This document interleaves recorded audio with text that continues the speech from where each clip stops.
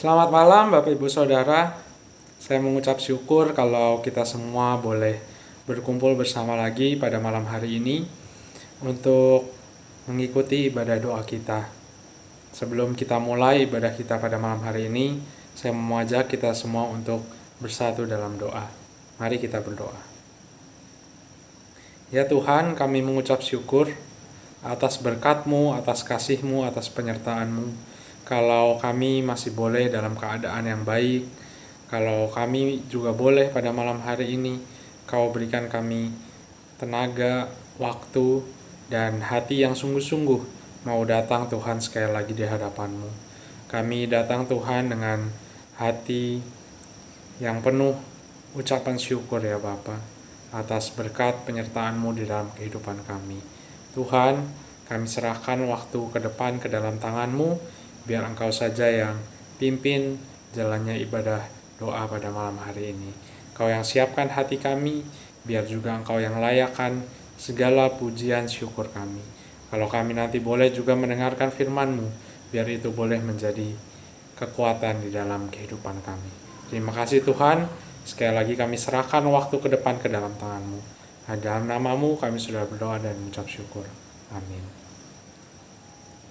Mari Bapak Ibu Saudara, sebelum kita memulai ibadah doa kita pada malam hari ini, saya mengajak kita semua untuk bersungguh-sungguh datang ke dalam hadirat Tuhan sambil menyanyikan satu buah lagu, Ku Masuk Ruang Maha Kudus.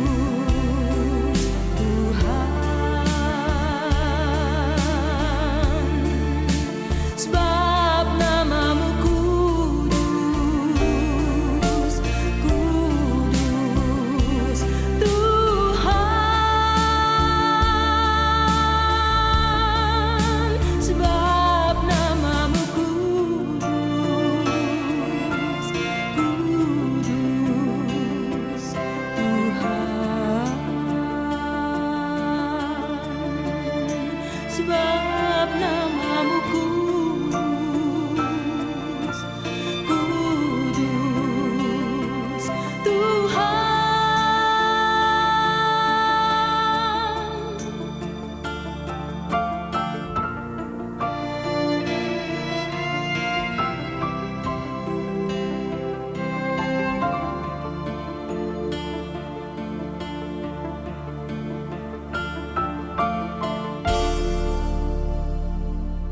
Bapak Ibu Saudara, saya mau mengajak kita semua pada malam hari ini untuk menyiapkan hati kita.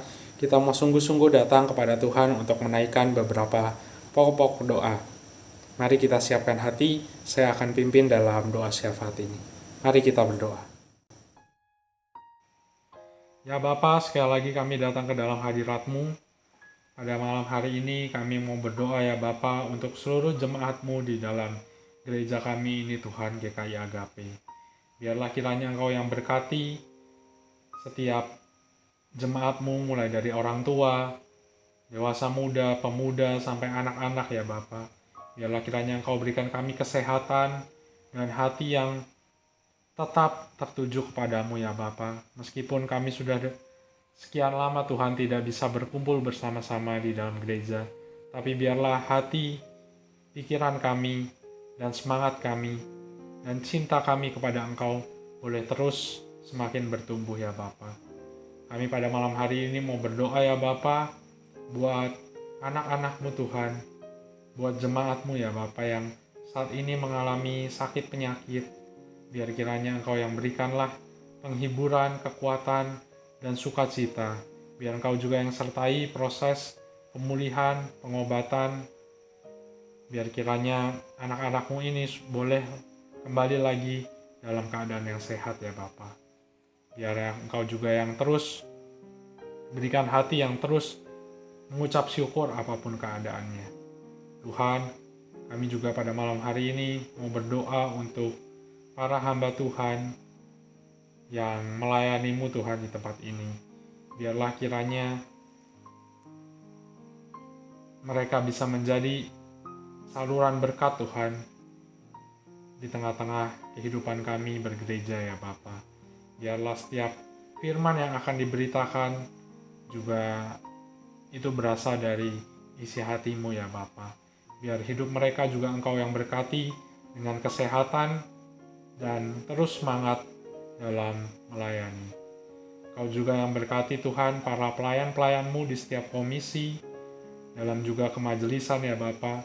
Biar Engkau yang berikan mereka kesehatan dan terus juga hati yang tetap rendah hati dan mau sungguh-sungguh memikirkan akan pelayanan-Mu Tuhan di tempat ini ya Bapa. Kami berdoa sekali lagi buat anak-anak-Mu ya Bapa. Kami juga berdoa Tuhan buat anak-anak kami yang saat ini sedang berada dalam bangku sekolah, kuliah, biar mereka diberikan pengetahuan, hikmat, kebijaksanaan agar mereka dapat mengikuti pelajaran di tempat mereka menuntut ilmu untuk mereka boleh meraih cita-cita yang mereka inginkan.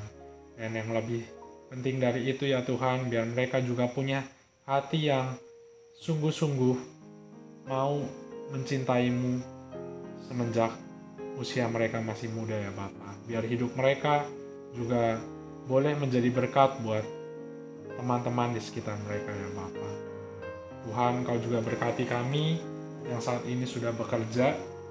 Engkau berikan kami kesehatan dan Engkau yang berkati setiap pekerjaan kami ya Bapa. Agar kami bisa memenuhi setiap kebutuhan kami dan juga menjadi berkat ya Bapa, berbagi untuk orang-orang yang mungkin kesulitan di sekitar kami. Biar kiranya kami memiliki hati yang penuh kasih dalam kehidupan kami agar nama-Mu juga bisa dimuliakan Tuhan melalui kehidupan kami. Tuhan, kami pada malam hari ini juga mau berdoa ya Bapa buat saudara-saudara kami yang saat ini mungkin merindukan pasangan hidup, menemukan pasangan hidup yang terbaik dari Tuhan.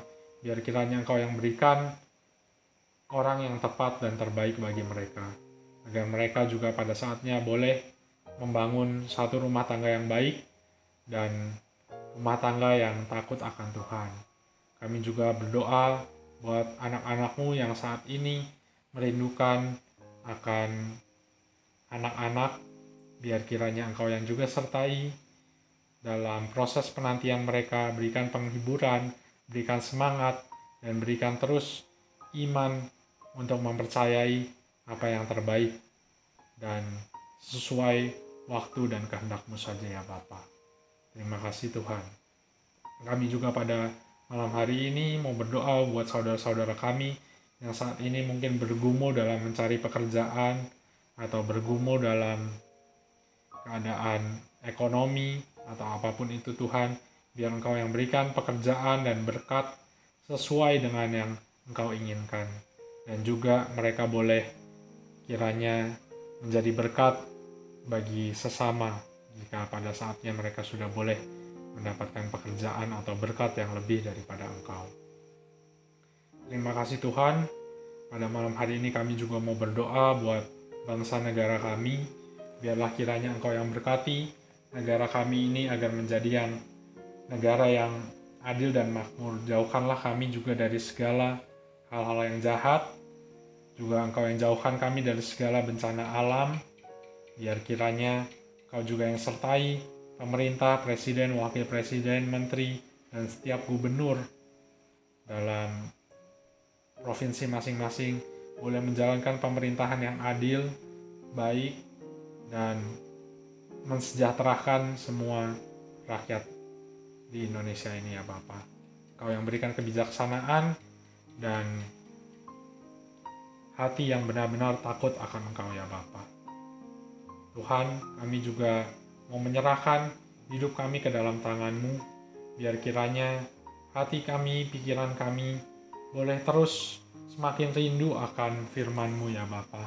Biar di dalam kehidupan kami boleh menjadi berkat, kami boleh menjadi perpanjangan tangan-Mu ya Bapa di tengah keadaan yang serba sulit pada hari-hari kami ini ya Bapa. Kau yang sertai kami sekali lagi Tuhan. Kalau malam hari ini kami sudah boleh menaikkan doa-doa kami, biarlah kiranya Engkau yang jawab sesuai dengan kehendak-Mu saja ya Bapa. Kami boleh berencana, kami boleh memiliki angan-angan yang baik di dalam kehidupan kami, tapi biarlah kami mempercayakan bahwa kehendak-Mu saja yang terbaik Tuhan, bukan kehendak kami ya Bapa. Dan mengucap syukur sekali lagi Tuhan, di dalam nama Tuhan Yesus kami sudah boleh berdoa. Amin. Nah, Bapak Ibu Saudara, sebelum kita mau mendengarkan firman Tuhan yang nanti akan disampaikan oleh Suantau Antoni, kiranya kita mau mempersiapkan hati kita sekali lagi. Kita mau nyanyikan satu buah lagu, Ku Mau Seperti-Mu Yesus. Biar kiranya melalui firman-Nya, hati kita semakin dibentuk untuk semakin menjadi serupa seperti Tuhan kita, Tuhan Yesus. Mari kita menyanyikan lagu ini, Ku Mau Seperti-Mu Yesus.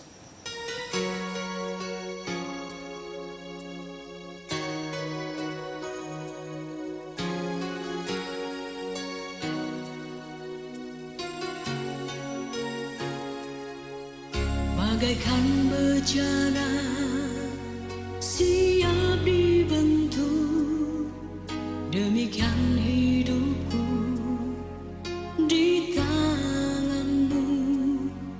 Dengan urapan kuasa Roh-Mu, ku dibaharui selalu. Jadikan ku dalam rumah-Mu, inilah hidupku di tangan-Mu. Bentuklah seturut kehendak-Mu, pakailah sesuai rencana-Mu. Ku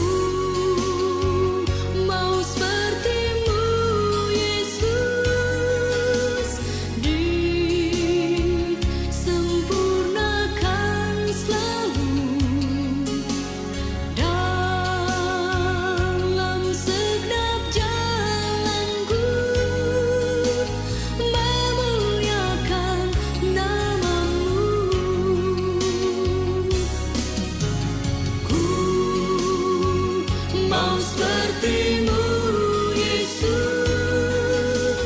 disempurnakan selalu dalam segenap jalanku, memuliakan nama-Mu.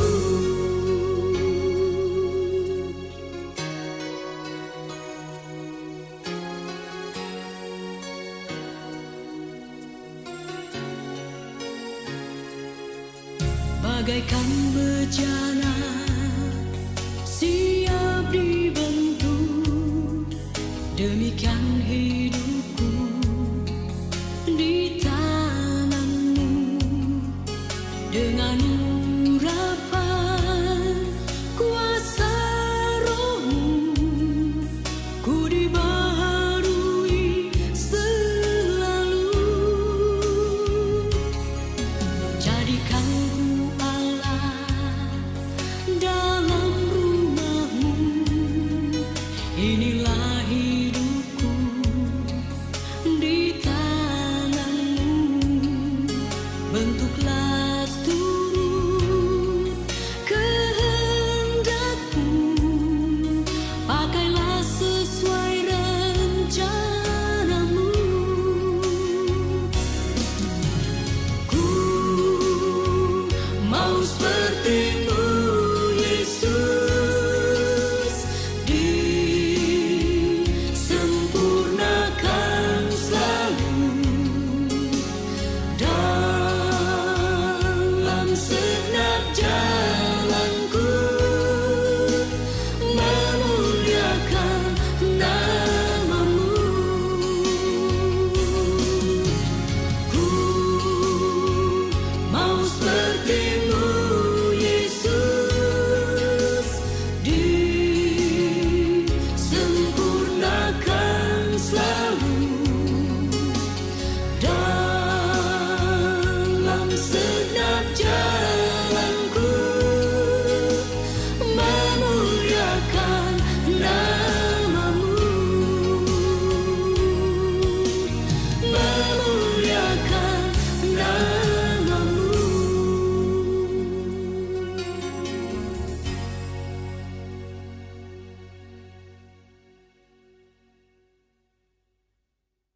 Mari sebelum kita membaca dan merenungkan firman Tuhan, kita berdoa. Bapa di surga, biarlah firman-Mu yang akan kami baca menjadi kekuatan kami kembali untuk menyongsong hari-hari kami di dalam penghujung tahun 2021 ini.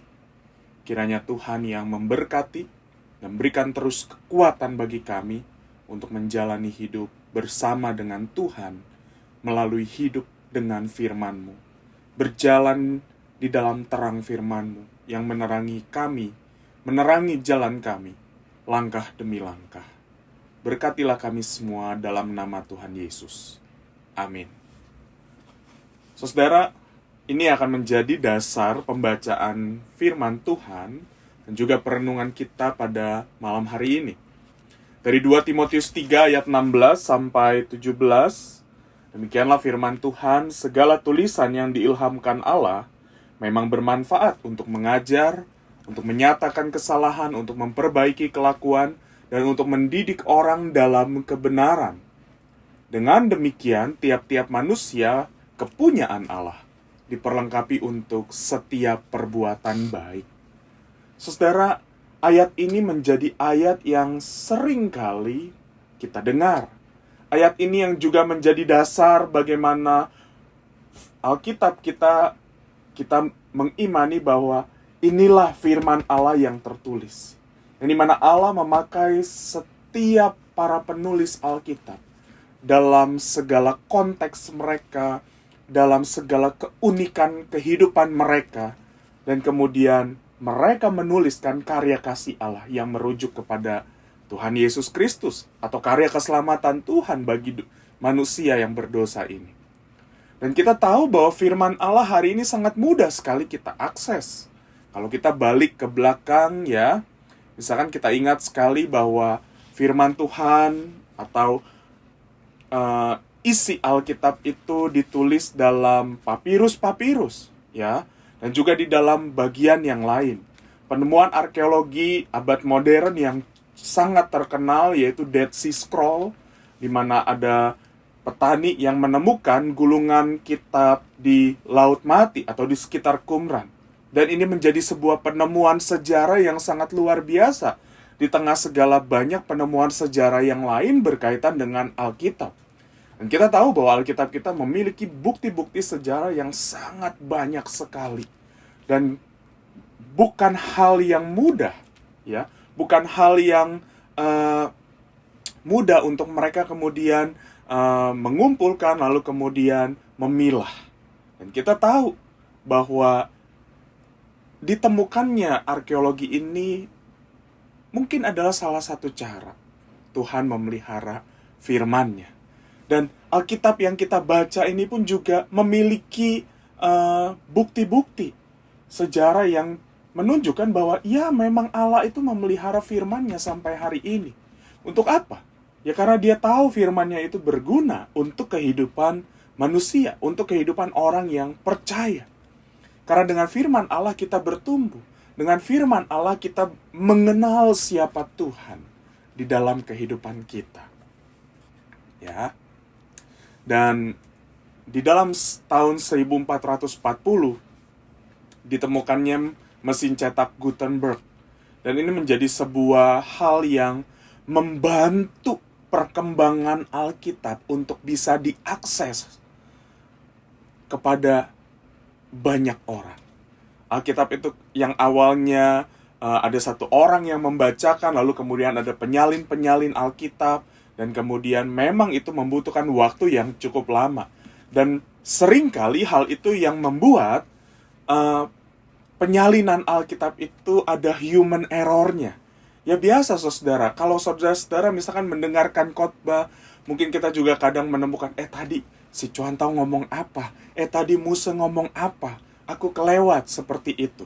Ya. Nah sama, bayangin ketika penyalin Alkitab itu di dalam kelemahan manusiawinya dia capek, dia lelah, lalu kemudian dia salah dengar, lalu kemudian dia menuliskan penyalinan yang kurang tepat, ya.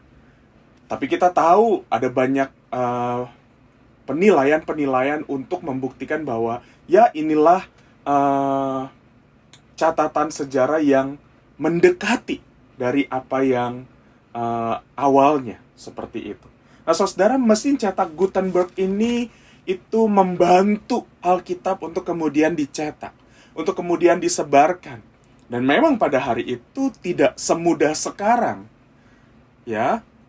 Ada seorang tokoh bernama William Tyndale, dia kemudian mengalami hukuman hanya karena dia menerjemahkan Alkitab. Memang tidak semudah itu, saudara. Ya. Dan nanti kemudian di tahun-tahun berikutnya kita bertemu dengan tokoh yang bernama Brother Andrew. Dia adalah seorang pendiri dari lembaga misi Open Doors yang kemudian dia itu memiliki julukan God Smuggler. Ya. Karena dia menyelundupkan Alkitab untuk bisa dibaca atau kemudian diberikan kepada orang-orang di Yugoslavia. Karena pada waktu itu memang sulit sekali untuk saudara kita di Eropa Timur untuk mereka mengakses Alkitab. Ya. Dan itu menjadi sebuah hal yang luar biasa. Dan kemudian beberapa tahun yang lalu saya menemukan artikel ada yang mengatakan bahwa kenapa Alkitab, khususnya bahasa Inggris, banyak sekali dibuat dan kemudian ada tulisannya Made in China. Kita tahu China adalah negara komunis, ya, yang memang cukup terbatas atau cukup kesulitan untuk kita mengakses Alkitab. Tapi lihat bagaimana karya Tuhan untuk menjaga firman-Nya supaya bisa tetap diakses bagi orang-orang percaya. Dan menurut saya itu adalah sebuah hal yang blessing in disguise. Dan bagaimana di tengah segala kesulitan itu Tuhan memakai sedemikian rupa sehingga Alkitab itu bisa dicetak atau kemudian diproduksi di China. Ya memang karena biaya produksinya cukup murah. tapi itu menunjukkan ada hal-hal tangan Allah yang mungkin tidak kelihatan, tapi kemudian itu adalah sebuah cara yang luar biasa untuk Tuhan memperlihatkan bagaimana firman Tuhan itu bisa menyebar dan kemudian bisa diakses. Dan ada sebuah aplikasi Alkitab, ini saya bukan promosi ya saudara, tapi memang ini ada di handphone kita. Kalau saudara download, entah itu di Google Store, Google Play Store, atau App Store ya, ada Alkitab YouVersion atau Bible YouVersion. Banyak sekali fitur-fiturnya, ada bahan-bahan renungan saat teduh, lalu kemudian ada Alkitab suara, yang kadang saya juga kalau malam gitu ya, suka mendengarkan Alkitab suara. Ya. Dan itu kemudahan-kemudahan karena teknologi yang kemudian berkembang, sehingga Alkitab itu bisa diakses oleh siapa saja. Dan saudara tahu, beberapa hari yang lalu, aplikasi ini telah menghitung bahwa aplikasi ini telah di-download sebanyak 500 juta download. Wow, 500 juta download. Memang kita tidak tahu datanya sedetail apa, tapi menurut saya, itu adalah sebuah angka yang fantastis sekali. Bagaimana 500 juta orang memiliki akses terhadap Alkitab. Entah itu kita punya handphone, atau kemudian orang-orang di perkotaan, atau juga orang-orang di desa, dengan akses internet, setidaknya mereka bisa mendownload aplikasi ini, dan di dalam aplikasi ini banyak sekali Alkitab, bahkan juga terjemahan-terjemahan di dalam bahasa-bahasa yang lain. Dan itu adalah sebuah hal yang sangat luar biasa, saudara. Tapi saudara, kalau kita melihat ada sedikit kisah yang menarik, ya. Bible YouVersion di awalnya itu dipikirkan oleh seorang yang bernama Bobby Grunwald, ya, yang dimana dia adalah seorang yang sangat cerdas sekali. Sebelum lulus kuliah sudah menjual 2 perusahaan teknologi, wow. Dan di usia pertengahan 20 tahun dia menjadi pengerja di Life Church, ya. Lalu kemudian Bobby Grunwald dia memiliki pemikiran seperti ini. I talk about how Gutenberg's invention revolutionized, ya, the accessibility and the distribution of Bibles hundreds of years ago, and wondered how technology might be able to do something similar for our generation. Jadi dia ingin mengatakan bahwa lihat bagaimana perkembangan atau revolusi yang diakibatkan oleh mesin cetak Gutenberg itu terhadap bagaimana kita bisa mengakses dan kita bisa mendistribusikan Alkitab beberapa ratus tahun yang lalu. Dan bayangin, bagaimana teknologi itu juga bisa melakukan hal yang sama bagi generasi kita. Dan mungkin bukan hanya bagi generasi kita, tapi juga bagi generasi di depan kita. Saudara, jangan heran kalau akhirnya beberapa tahun kebelakangan ini orang tidak lagi membawa Alkitab secara fisik. Saudara mungkin mau mengatakan, ya saudara, kita harus membawa Alkitab fisik karena ini adalah menjadi alat kesaksian buat kita. Oke, saya setuju. Kalau Alkitab ini bisa menjadi alat kesaksian, orang melihat kita sebagai orang Kristen untuk datang ke gereja bawa Alkitab secara fisik, yang sebenarnya kita juga taruhnya di dalam tas, atau mungkin kalau kita datang dengan mobil, ya kita taruh di mobil, orang hanya melihat kita pada saat menyeberang. Ya, tapi saudara-saudara, kita hanya mendasari kita harus membawa Alkitab fisik ini hanya karena ya ini menjadi sebuah alat kesaksian. Oke, di situ saya setuju. Dan kemudian ini juga bisa kita wariskan kepada generasi kita. Tapi saudara, bisa nggak kita membayangkan apa yang akan terjadi beberapa ratus tahun ke depan atau puluhan tahun ke depan? Lihat bagaimana perkembangan internet dari sekitar tahun 90-an, lalu kemudian sampai sini itu berkembang dengan sangat pesat sekali. Dan kita tidak tahu apa yang akan terjadi nanti di depan. Dan menurut saya, ada satu hal yang penting sekali. Bagaimana Alkitab itu benar-benar menjadi sebuah kesaksian. Ya, bukan hanya sekedar Alkitab secara fisik. Tapi bagaimana Alkitab yang kita baca, entah itu fisik, entah itu kita baca melalui aplikasi, itu benar-benar mengubah hidup kita.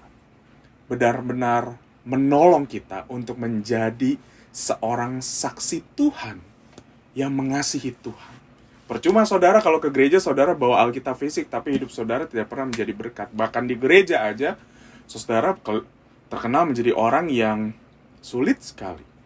Atau menjadi orang yang keras kepala. Atau menjadi orang yang sulit sekali untuk ditegur. Ya, untuk apa? Nggak ada gunanya.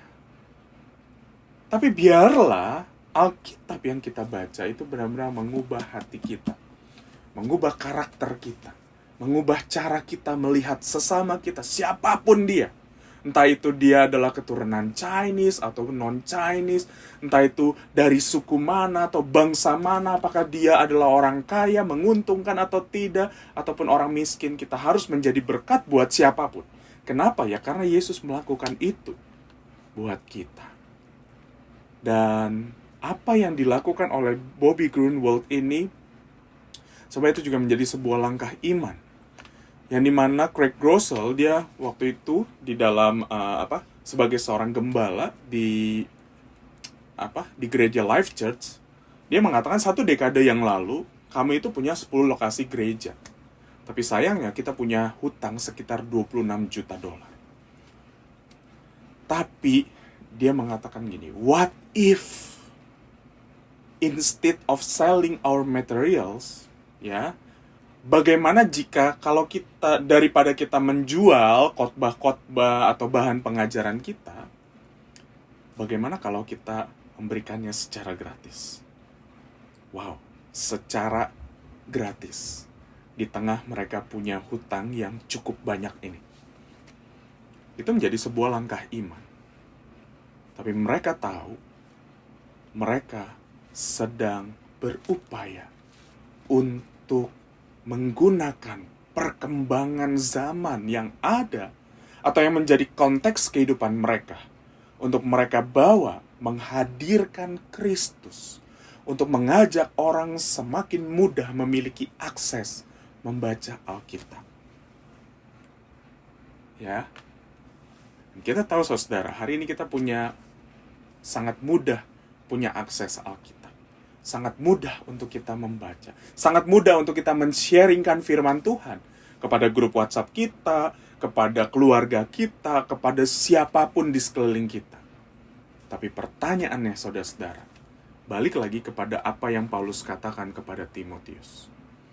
Kalau kita tahu bahwa segala tulisan yang diilhamkan oleh Allah itu sanggup mengajarkan kita kepada kebenaran. Sanggup untuk menolong kita supaya kita memiliki karakter yang serupa dengan Kristus. Apakah firman Tuhan itu sudah mengubah hidup kita?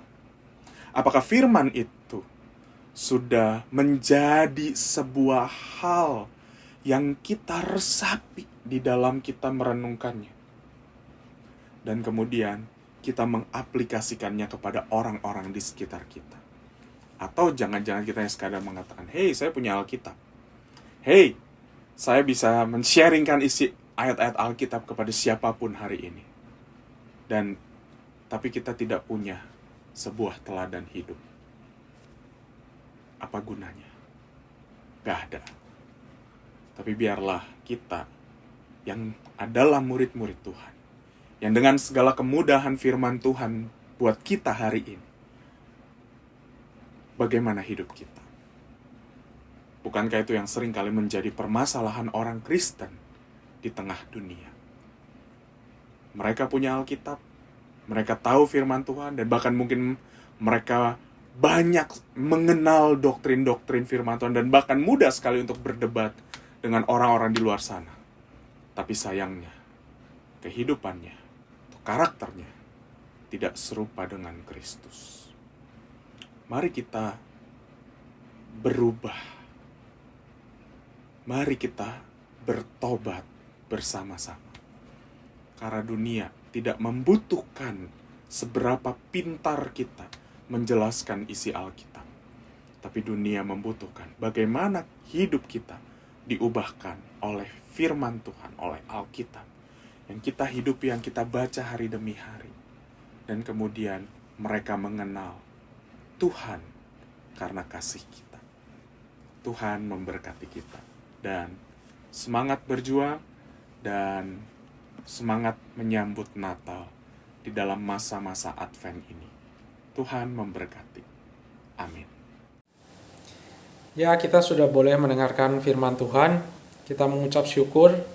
Saatnya sebelum kita tutup ibadah doa kita pada malam hari ini, kita mau meresponi firman Tuhan dengan menyanyikan satu buah lagu dari NKB nomor 210, Ku Utus Kau. Biarlah kiranya kita yang sudah diperlengkapi dengan firman Tuhan, kita boleh menjadi utusan-utusan Tuhan yang boleh menyebarkan berkat dan kasih dari Tuhan kita di dalam dunia ini. Mari kita nyanyikan lagu ini, NKB nomor 210, Ku Utus Kau.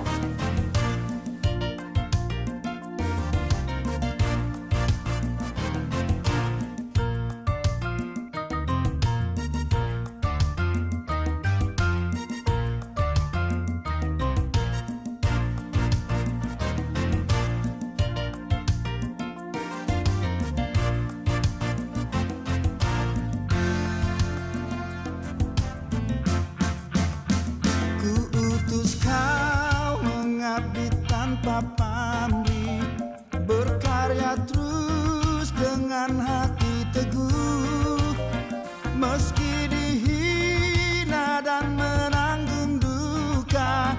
Ku utus kau mengabdi bagiku.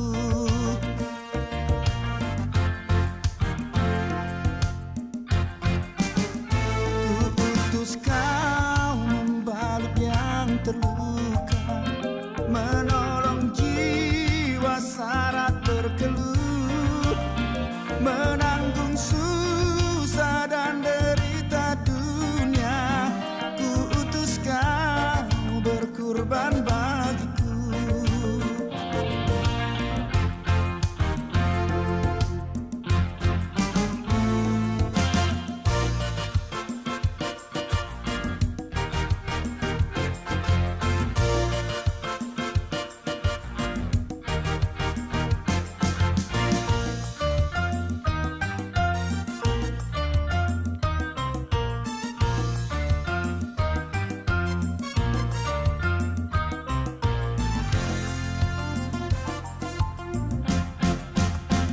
Ku utus kau kepada yang tersisih, yang hatinya diliputi sendu, sebatang kara tanpa handai taulan.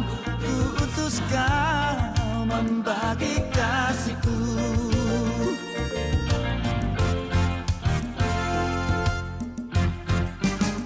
Ku utus kau mencari sesamamu, yang hatinya tegar terbelenggu, untuk menyelami karya di Kalvari. Ku utus kau mengiring langkahku, karena Bapa mengutusku. Ku utus kau, ku utus kau.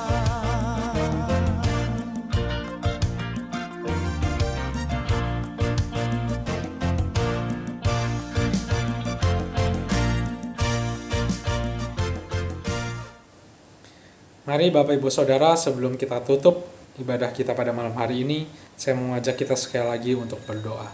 Mari kita berdoa. Ya Tuhan, kami mengucap syukur atas kasih-Mu, atas penyertaan-Mu kalau ibadah doa kita pada malam hari ini boleh berjalan dengan baik ya Tuhan. Kami mengucap syukur. Tuhan, kami juga mau meminta kiranya Engkau yang terus menyertai kami di tengah kehidupan kami ya Bapa.